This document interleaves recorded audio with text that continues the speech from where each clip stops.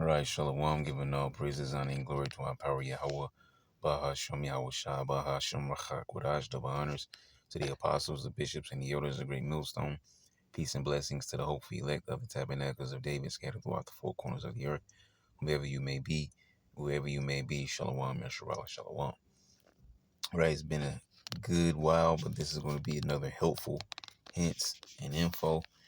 And we're just going to punch up a couple of things here real quick. First thing I have on the screen here says, what is a partial eclipse? Which you can see right there to the far left. And pretty much it says it straightforward.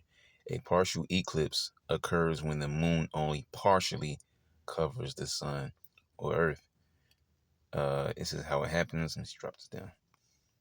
It says the moon passes between the earth and the sun, but they aren't perfectly aligned. All right, so they basically offset one from another. The sun appears to be covered in part, giving it a crescent shape. A partial eclipse can occur on its own or before or after a total or angular eclipse, right? Which is what we're going to look up next. Actually, no, we'll probably look that one up last. But then again, it doesn't really matter because I want to actually type something else. But yeah, so it says the moon passes between the earth and the sun, but they aren't perfectly aligned. The sun appears to be covered in part, giving it a crescent shape. And you see the Muslims do this worship with the one of their logos, the star and crescent moon. All right, well, you see how that looks right there. It'll be a little bit more, smaller, and then they have a star in it. But and that's beautiful. That's beautiful because I can actually pull this up. The water you have a small shot because I didn't necessarily have any scriptures. But actually, we can, I guess we'll kind of turn this to a helpful hints and info with with scriptures, I guess. Somewhat of a lesson. Bear with me. Here we go. So, I want to start up right here. So if you go to Deuteronomy chapter 4, verse 15, it says, take ye therefore good heed unto yourselves, for ye saw no manner of similitude on the day that Yahweh spake unto you in Horeb out of the midst of the fire. And he's talking to the Israelites, right? Nobody else. So it says, lest ye corrupt yourselves and make you a graven image, the similitude of any figure, the likeness of male or female. All right. So it says the likeness of any beast that is on the earth, which they, from history that the Israelites went off. They made the golden calf. That was one of the earliest things that they started to worship, that golden calf, right? The likeness of any beast that is on the earth, the likeness of any winged fowl. So I don't care if it's an eagle, a falcon, a hawk, or whatever, all right? A chicken hawk, right? So it says the likeness of any winged fowl that flieth in the air. No duck, no geese, no whatever. You get the point. It says the likeness of anything that creepeth on the ground, not a serpent, not a lizard, all right, no turtles, okay, or they might be, considered as one that creepeth on the ground. But anyways, you get the point. And nothing that slithers and crawls around, right? The likeness of any fish that is in the waters beneath the earth, and we know the churches eat that one up, with their what is he called, Dagon, all right, with the Pope. You see that hat that he wears? That goes back to Dagon. If I'm correct, that was Dagon, that little fish guy, where they would wear this suit, or not even necessarily like a suit, but they wear this, fish head, hat, and then like a fish tail, okay, because they worship that false god and idol, Dagon, okay. And so you see, where a lot of these, these churches, like these people in these churches, don't really even know what they worship. All right, they hold so heavily to the cross, all right, or to the fish symbol, right? So a lot of these people don't even know. They just, oh, I'm in church. Oh, I gave my life to God. Oh, Jesus, right? And they just follow it because it's church. It's part of church, right? And they have no idea what they're following because they don't research, all right? Churches don't research. Churches don't teach you anything, all right? Because they don't know anything. Verse 19 says, unless thou lift up thine eyes unto heaven, and when thou seest what? The sun and the moon and the stars, even all the host of heaven. You see, that's what we're talking about. The crescent moon and that star the Muslims do. Churches like the fish and the cross and stuff like that. All right, so different things these different nations do. All right, so it says, even all the host of heaven should be driven to worship them, and serve them, which Yahweh thy power has the what? Divided unto all nations under the whole heaven, because we have the living power. We worship Yahweh Ba'al Shah. But the heathen nations, they can make a I don't know, they can worship a cloud. You see? They can worship a tree, a light pole, whatever they want to do. All right? Whatever it is that they see in the heavens, the earth, and so on and so forth, they can worship those things. But you Israelites, you serve the living power. All right?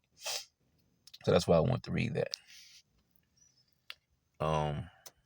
Yeah, because it says, but Yahweh had taken you. See, Yahweh Bahasham Shah had taken you. You talking about the Israelites, and brought you forth out of the iron furnace, even out of Egypt, to be unto him a people of inheritance as ye are this day. All right. So let's see if we can find, here it is right there. So it says the moon, a partial eclipse occurs when the moon only partially covers the sun or earth. All right. And so that actually drove us to talk about a couple other things, which I didn't attend, but it's okay. And we'll grab another one here. We'll wipe this out and punch up total eclipse, total solar eclipse. It doesn't matter, same difference. All right, so yeah, giving us the same general list without the same information, but all right. So it says a total eclipse is when the moon passes between the earth and the sun, completely blocking the sun's light. All right, so when the moon passes between the earth and the sun, completely blocking the sun's light. All right, which is what you see right there. This darkened moon with that white light around it, right? So it says total solar eclipse. The moon passes between the earth and the sun. The sky darkens as if it were dawn or dusk. The moon's, hold on now, hold on. The moon's shadow falls on earth, creating a path of totality. The moon blocks the sun's bright surface or photosphere. The moon reveals the sun's outer atmosphere or corona. The moon's shadow moving across the ground is called shadow bands. Yeah. But I was about to say there. Yeah, shadow band, right? But it's not the same shadow band without a D on the end. But yeah. Let's do this. Actually, no, because we got this. I just, hold up. Just remembered. Matthew 27. So go on down here.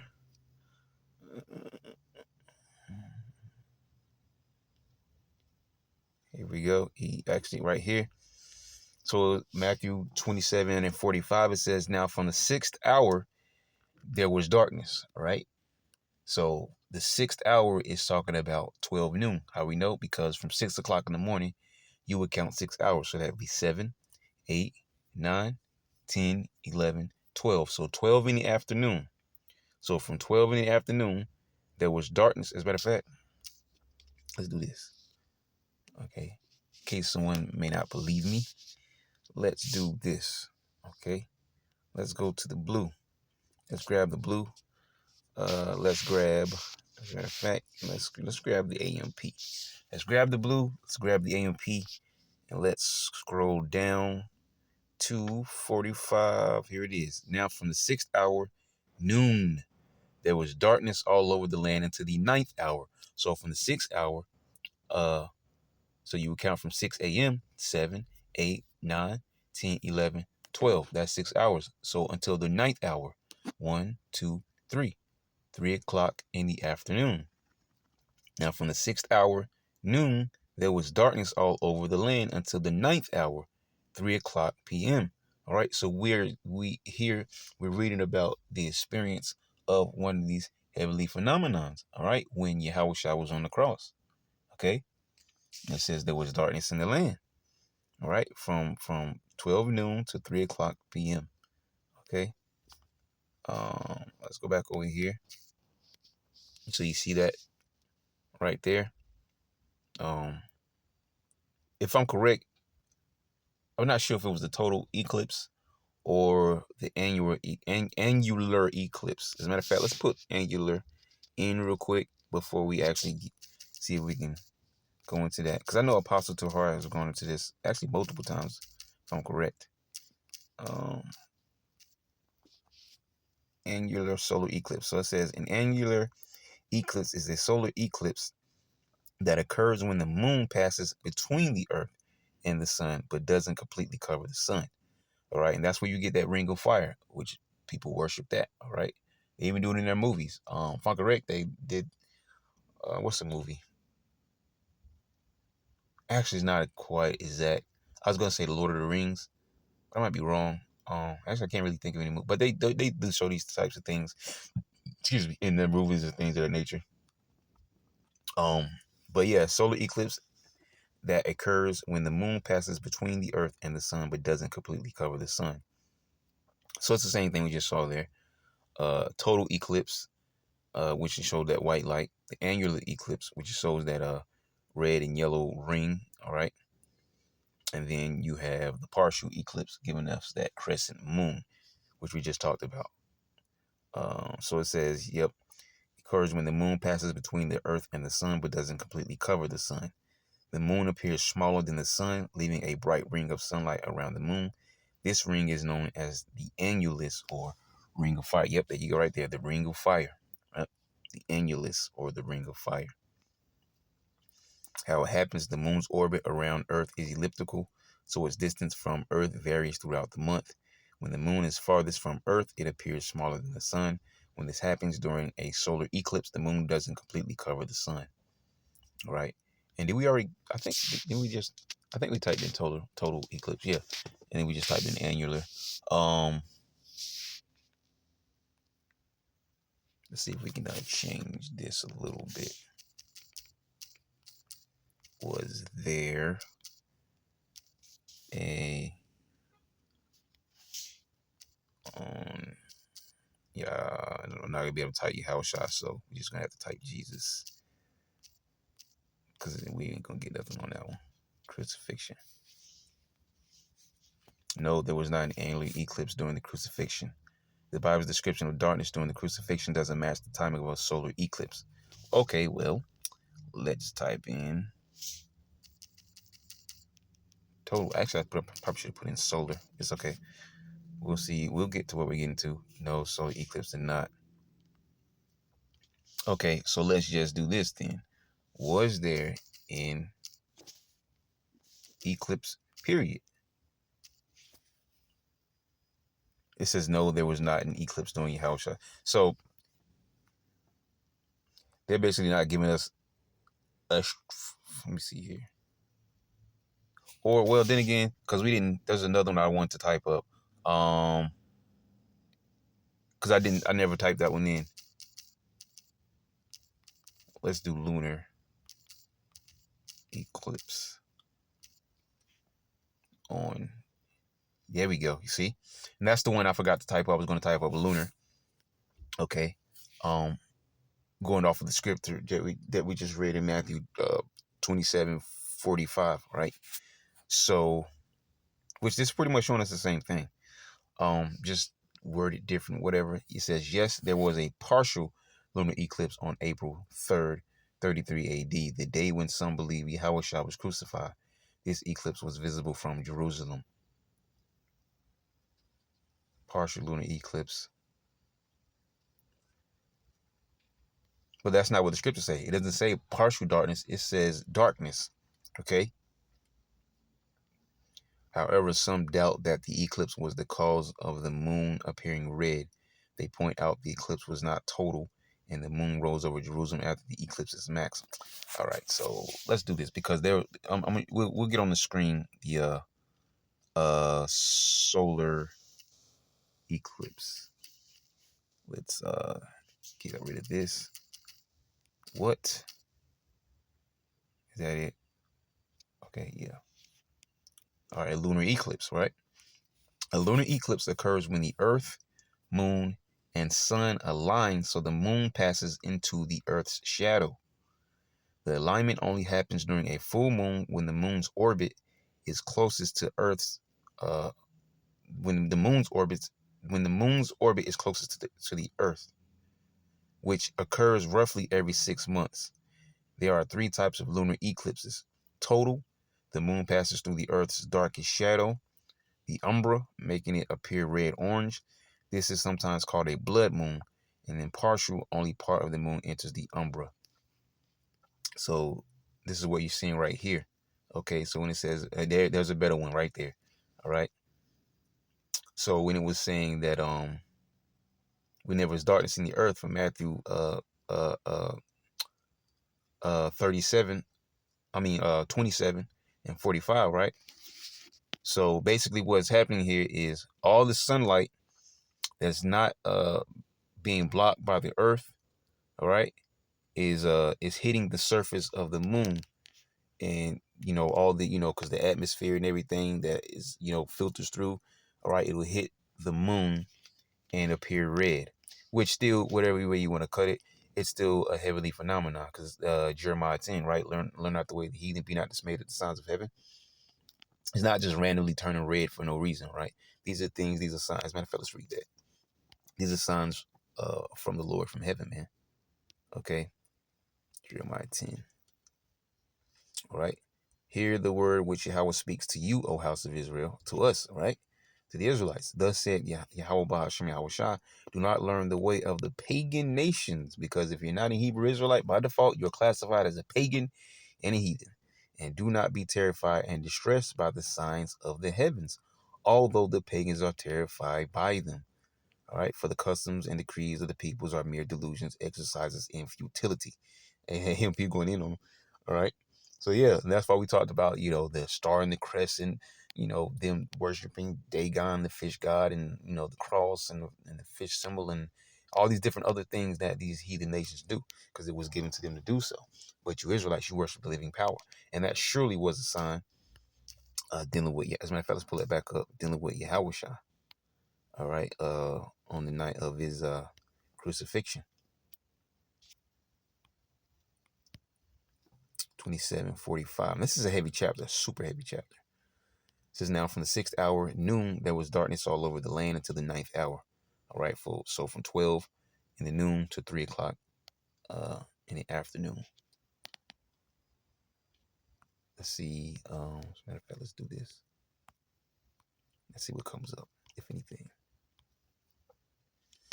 Now, from the 6th hour, there was darkness all over the land until the 9th hour. Let's just pull up the word darkness for the sake of this conversation. Skotos.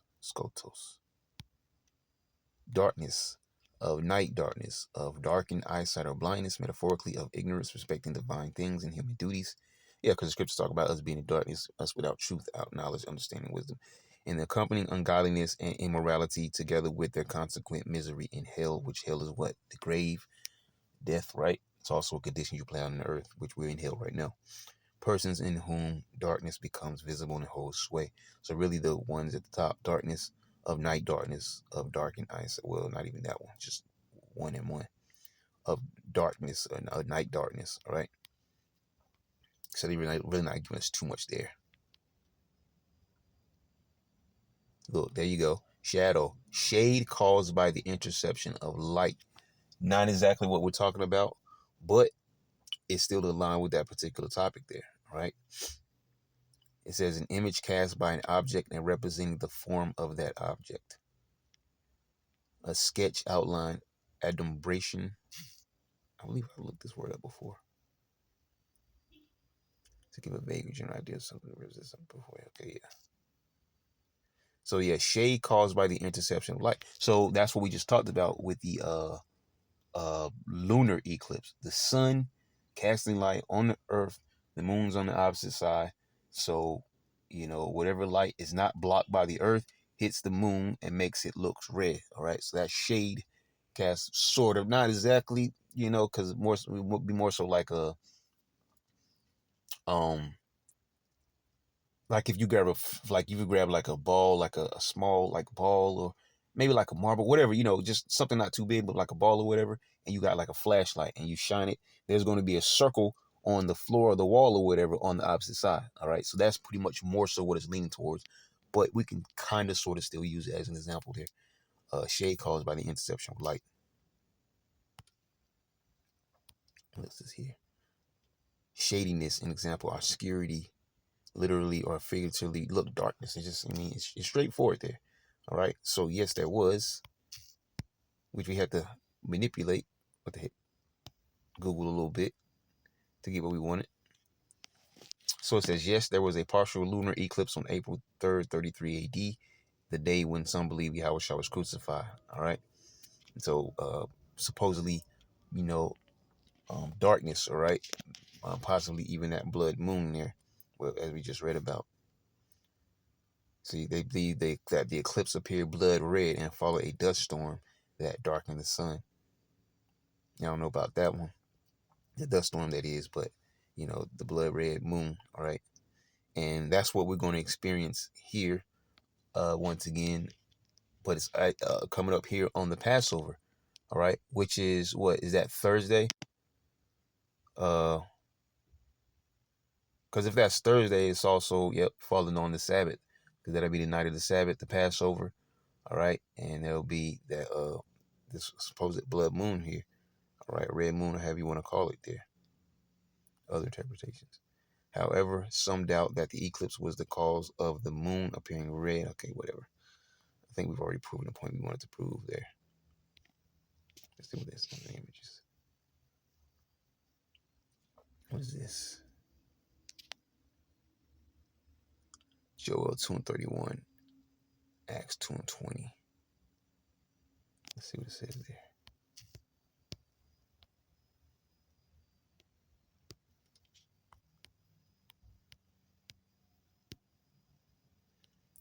Okay, yeah, the day of the Lord. The sun shall be turned into darkness and the moon into blood before the great and terrible day of the Lord Yahweh come.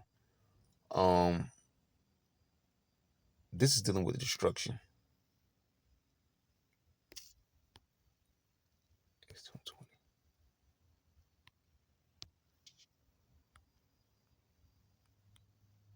The sun shall be turned into darkness and the moon into blood. So it's the same scripture there. All right, so yeah, it's prophets just prophesying about the destruction. The sun will be dark in noon, 3 p.m. What was it there? Man, to the ninth hour. Partial eclipse of moon, sundown. Blah, blah, blah. The moon will be turned to blood. You see, these people are bugged out. They talk like it's gonna be actual blood, like the moon just turned to a ball of blood sitting in the sky, man. There's a ball of blood in the sky. Where's the moon? These people be bugged out with these churches, man. All right, I believe I have this one, similar one, right, like this one clipped on a video.